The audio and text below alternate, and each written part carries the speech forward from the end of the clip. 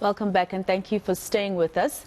Now, South Africa's Christmas babies were warmly welcome in every province this weekend, but concern has been raised as a 15-year-old was among those giving birth. In Limpopo, Provincial Health MEC Phophi Ramathuba says police will get involved because essentially that's statutory rape.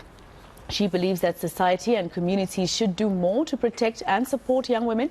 The MEC joins me now for more information on this.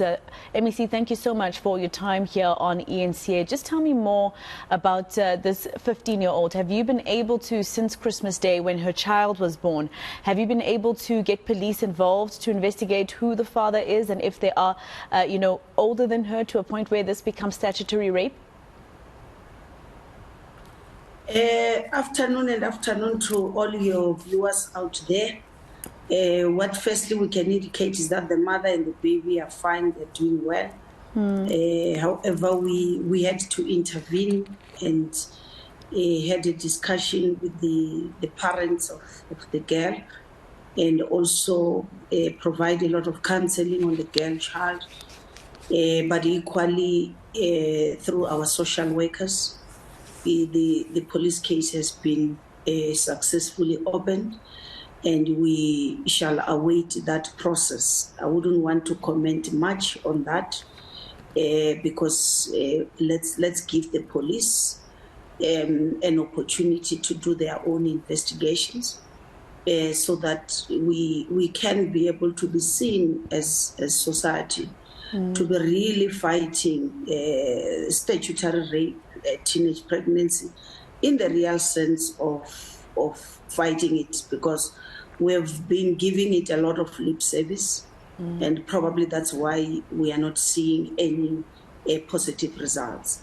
I think it will take one successful prosecution of any man who gets involved in sexual activity with a teenager, so that they can really see that when President Ramaphosa said gender-based violence, sexual assault amongst the girls and women, it's of a serious a crisis in our country, which has reached a state of a pandemic.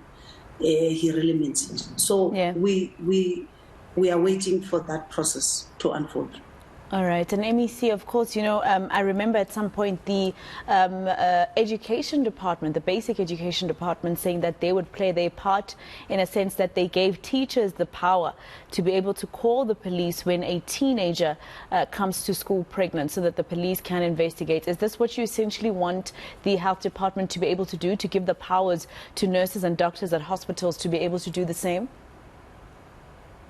Yeah, I think what we also need to appreciate is that when it comes to the health sectors, maybe the focus would be on looking at the health of the child and the mother, irrespective of what age. But however, we are also, as you are rightfully saying, starting to look into the law that will then empower even healthcare workers themselves to say, are we not supposed to be reporting such incidents?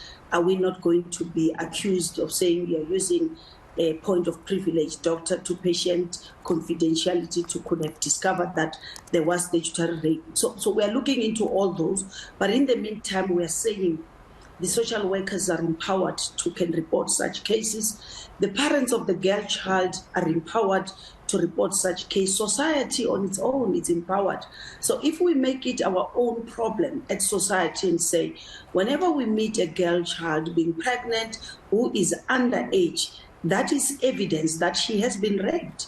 And we need to, of course, there would be also complications when you find that both the father, it's a boy child and a girl child, they're both 14, and this happened. Of course, that's why the education department is also looking into how to address that situation. And we really welcome that particular initiative, because this is a problem that the entire social cluster, whether it's social development, health, education, and community safety or police, should be definitely involved in order to make sure that we cap this and we win this battle.